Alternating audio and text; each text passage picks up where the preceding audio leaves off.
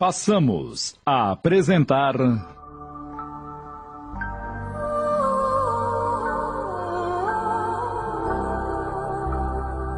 Renúncia, minissérie de Tony de França em 20 capítulos da obra psicografada por Chico Xavier, ditada pelo Espírito Emmanuel.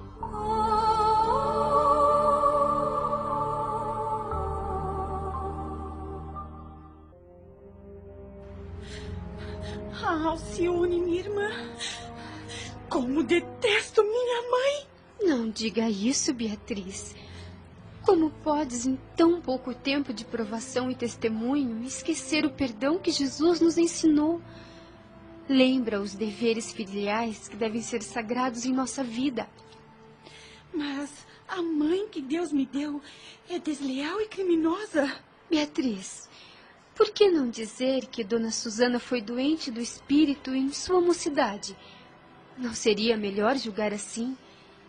Por que devemos ver só o mal, sendo que Jesus sempre nos ensina a ver as qualidades que a pessoa possui?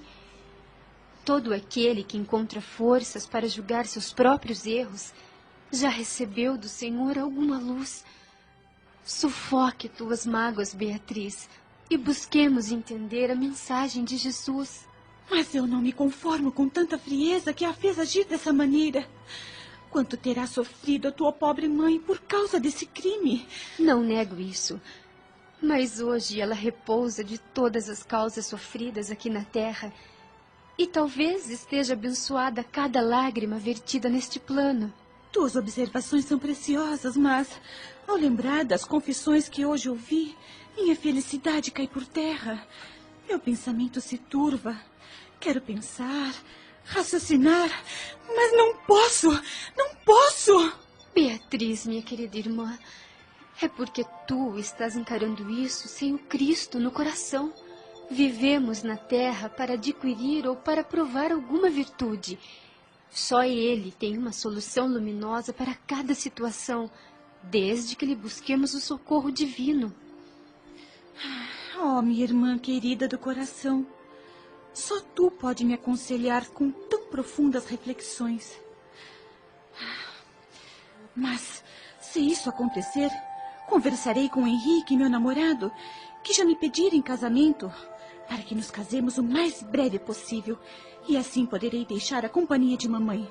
E poderemos oferecer ao vovô tranquilidade para o final dos seus dias. Não penses assim, Beatriz. Tua mãe não pode ser desamparada. E é melhor nada dizer ao teu futuro esposo, pois quem somos nós para confiar a alguém os problemas que enfrentamos? Acabaremos nos lançando à fogueira dos tormentos do inferno. Horas mais tarde, o então noivo de Beatriz veio até o palacete da Cité demonstrando interesse familiar. Visitas chegaram durante a noite. Alcione, no seu papel de serva, demonstrava sinais de cansaço. Cirilo ainda continuava em coma. Decorreram 24 horas do tremendo choque e o abastado comerciante de fumo desligava-se deste mundo para a vida espiritual. O ambiente ficava pesaroso.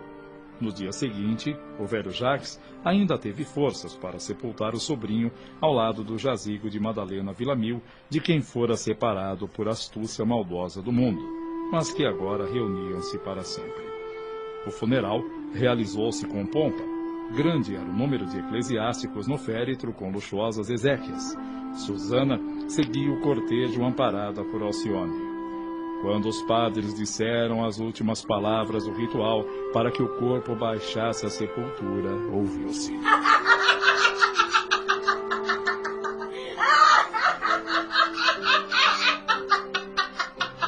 Susana Davenport havia enlouquecido.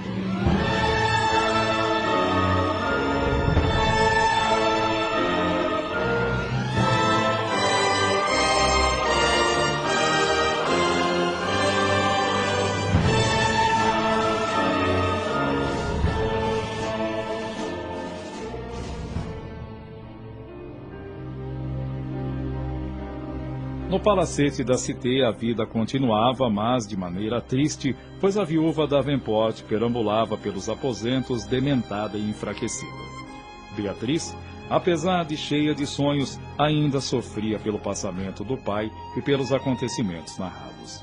Já o velho Jacques vivia entre o leito e as lágrimas sem consolo, enquanto Alcione, sempre se valendo de sua fé inabalável e sempre amparando Susana como sua devotada enfermeira. Só Rob, que não vivia no palacete, pois continuava trabalhando em São Jacques e somente 3 vezes por semana vinha visitar sua irmã adotiva, mas sempre demonstrando penosa melancolia. Certo dia, o velho professor Jacques chamou Alcione e... Alcione, essa lida do Rob não pode continuar assim. Ele é teu irmão de criação e filho adotado da nossa querida falecida.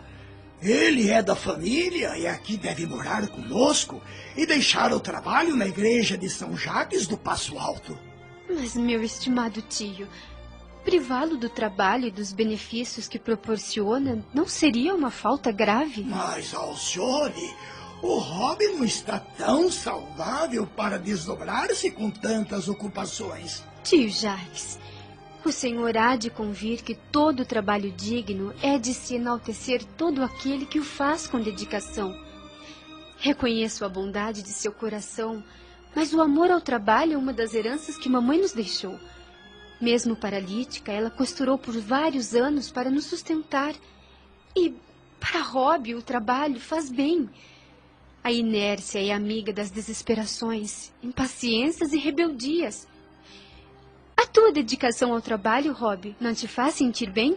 Não há dúvida, mas eu gostaria sim de transferir-me de São Jacques para outra parte. Lá no bairro de São Marcelo, as crianças zombam de mim e isso me molesta demais. Estão sempre fazendo comentários sobre os meus defeitos. Ora, Rob, ainda sofres com as idiotices desses meninos ignorantes. Quando estamos cumprindo com nossas obrigações e dever perante Deus e a nossa consciência, tudo mais, como ingratidão, grosseria dos outros, não nos afetam. E lembre-se, meu irmão, que os defeitos do corpo são bem melhores que os da alma. Lembras de nossa mãe? Nunca reclamava da água da chuva que invadia nosso quarto e jamais se lamentou para ter uma casa mais confortável. Rob, Alcione está certa. O trabalho é uma bênção de Deus. E, de fato, todos nós temos dificuldades a vencer na vida. O próprio Jesus sofreu em sua vida terrena. Filha, não te aborreças, mas irei falar com Henrique, o noivo de Beatriz, para uma colocação ao Rob nas proximidades de nós. Não tardou e em dias estava Rob residindo no palacete com sua irmã, com Beatriz e o velho tio Jacques, e trabalhando em São Landry, próximo da Cité. Ali no palacete dos Davenport, a viúva era tratada com todo amor e carinho por Alcione. Beatriz transformara-se numa jovem acessível, mas encorajada a seguir enfrentando as borrascas do mundo, o que despertava maior satisfação ao seu noivo. Só o culto doméstico não era mais frequente, devido à perturbação mental de Susana, mas sempre que possível, Alcione lia e meditava o Evangelho de Jesus.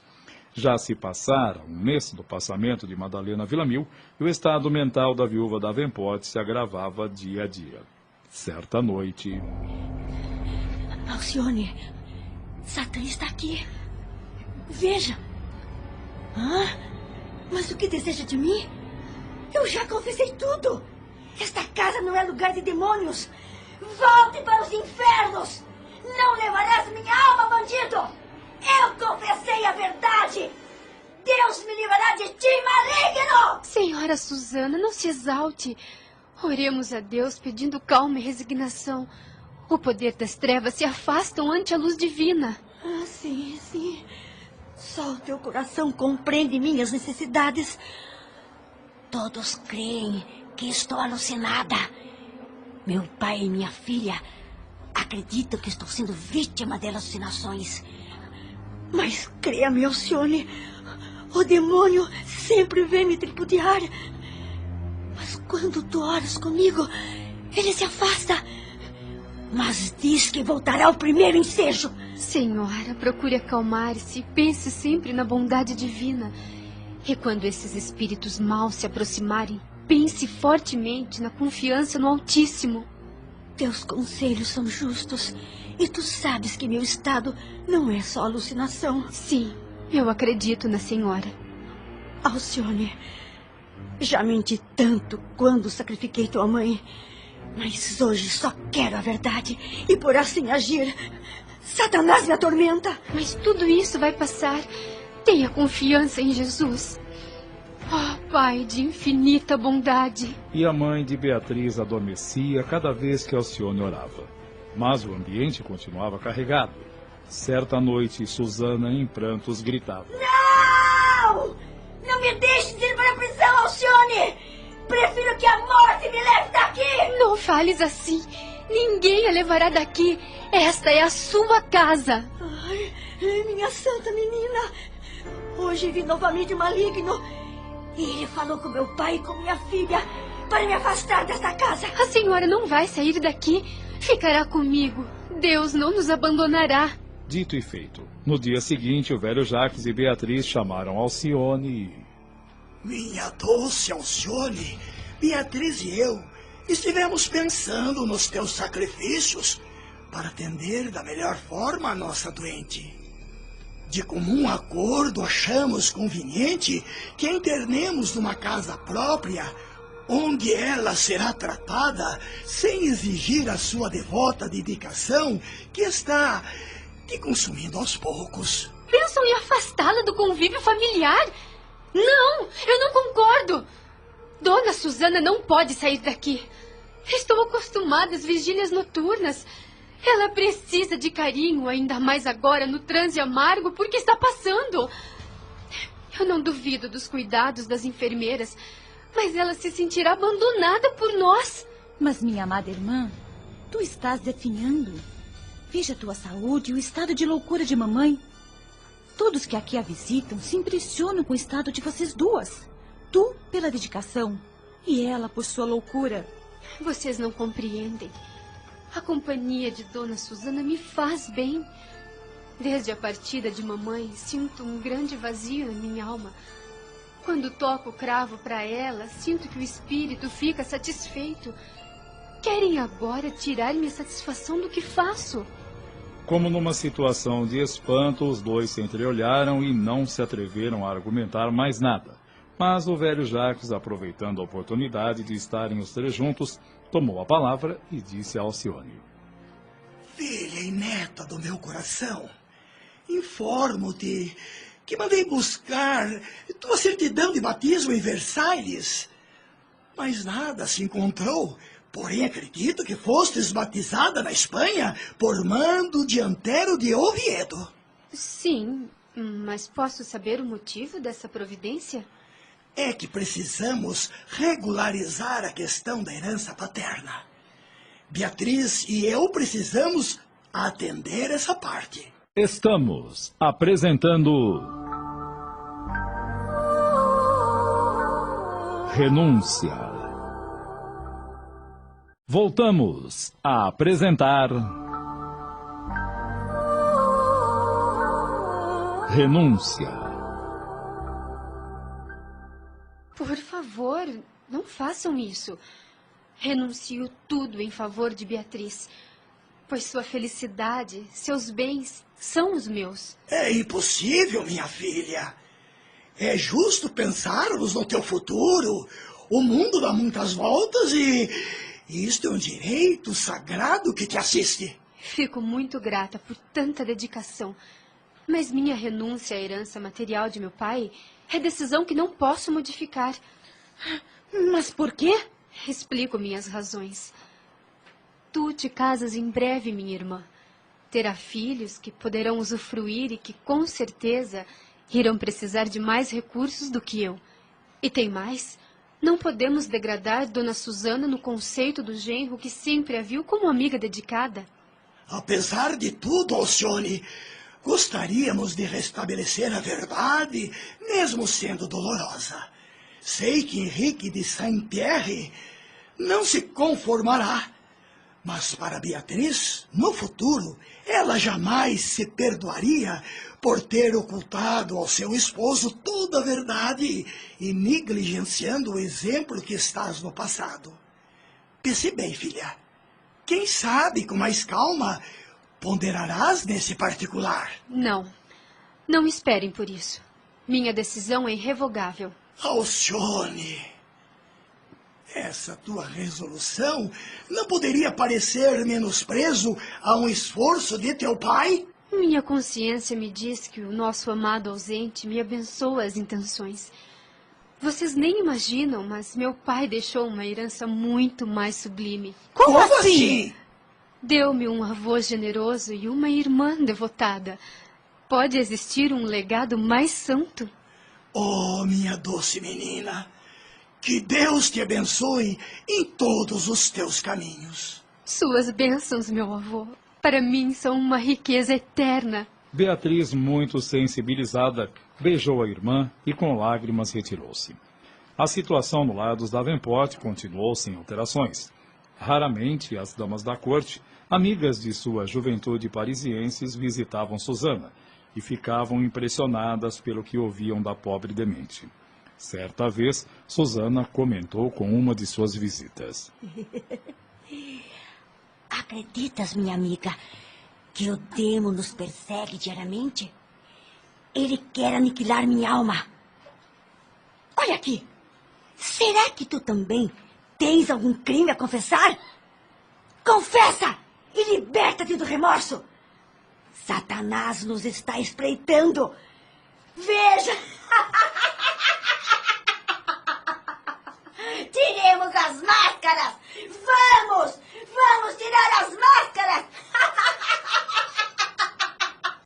E as visitas quase sempre se retiravam impressionadas e admiradas com a paciência da enfermeira. Passara-se um ano do falecimento de Cirilo e Madalena, quando o bondoso velho Jacques apresentou sintomas alarmantes que o próprio médico recomendou o máximo cuidado. Alcione duplicava seu atendimento a ambos. Certo dia, Alcione chamou Beatriz e... Minha querida irmã, o estado do vovô agrava-se. Não achas conveniente avisar tua tia Carolina no norte para vir ver o pai?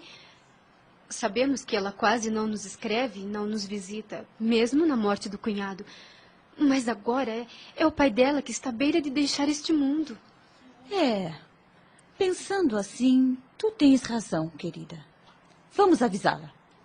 Ao receber a notícia, Carolina apressou-se em abeirar o leito do velho pai, visando a pequena fortuna que ele deixaria.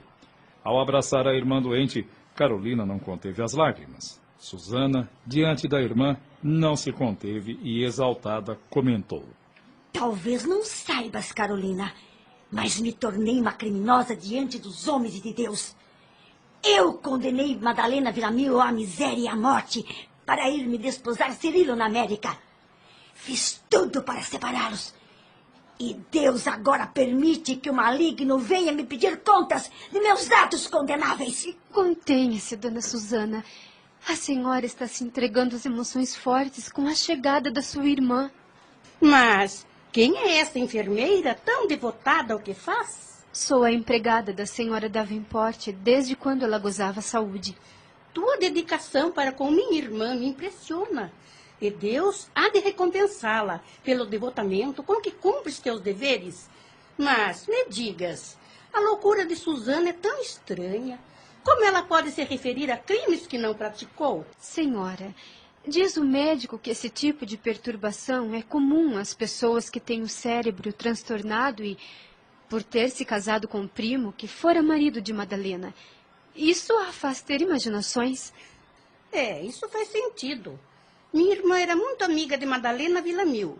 E é possível que ela se lembre da extinta dos seus delírios de demência. E é de se acrescentar que meu nome é Alcione Villamil, o que vem a influenciar no ânimo da senhora Susana sempre em minha companhia.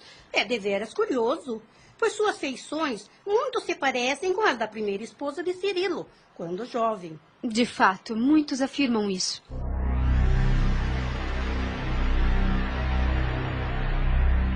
No dia seguinte à chegada de Carolina, seu pai, após longos dias de sofrer, despedia-se do mundo com muita serenidade. Após o funeral, um dos filhos de Carolina insistia para regressar ao norte, mas ela insistia. Filho, tenha paciência, pois papai deixou certa quantia em dinheiro e, com certeza, estou incluída no testamento, que só será aberto daqui a 3 dias. Esperemos, sim. E o documento foi aberto, e Jacques Davenport deixava a pequena fortuna para Alcione Villamil, alegando que as filhas e netos estavam financeiramente amparados, e que Alcione sempre fora enfermeira amada, dedicada, e como ato de gratidão se sentia ligado por eterno reconhecimento. Porém... Francamente, Beatriz, eu não esperava essa atitude do vovô Jacques. Minha irmã, não posso esconder minha satisfação. Você merece. Não se sinta constrangida. Eu não me conformo e não posso ficar calada diante do testamento de papai. Francamente, estou decepcionada. Ah, pois eu não, titia. Acho que o vovô fez um ato de justiça. Como assim? Como justificar tal ato? Nunca esperava que o meu pai fosse esquecer sua prole em favor dos serviços de uma criada. Ah, mas isso não vai ficar assim. Vou pleitear a anulação do testamento. Papai deve ter sido enganado. Não diga isso, titia. Alcione sempre foi considerada uma filha nesta casa. Aliás, até ontem, a senhora mesmo não lhe ligou os maiores elogios e... Sim, mas como serviçal?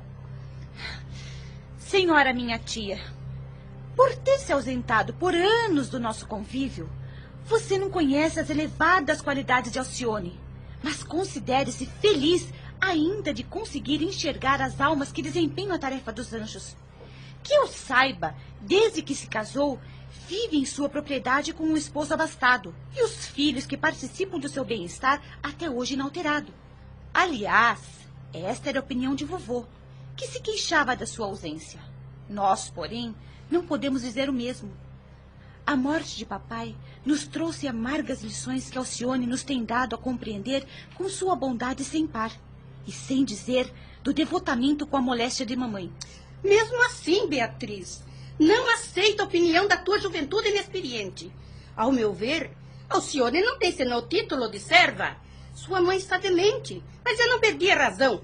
Vou, sim, recorrer à justiça. Pois bem, realmente, nunca pude supor que a senhora descesse tão baixo por apenas alguns milhares de francos que foram dados por um coração generoso a uma órfã. Mas saiba, minha tia, que não ficarei inerte ante os juízes de Paris.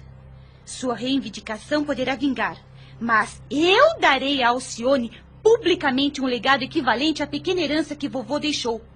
Assim, nossos amigos saberão que a reclamação não parte desta casa, e sim de um espírito inconformado e mesquinho.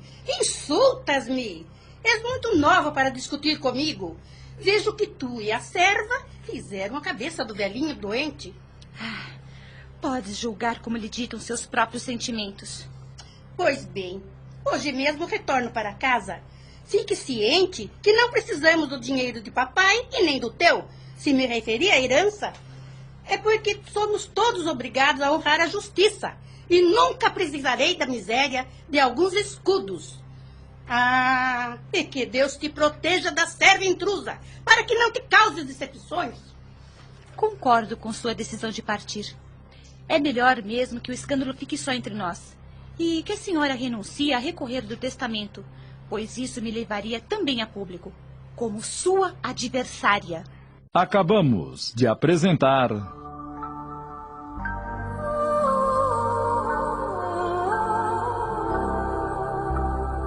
Renúncia.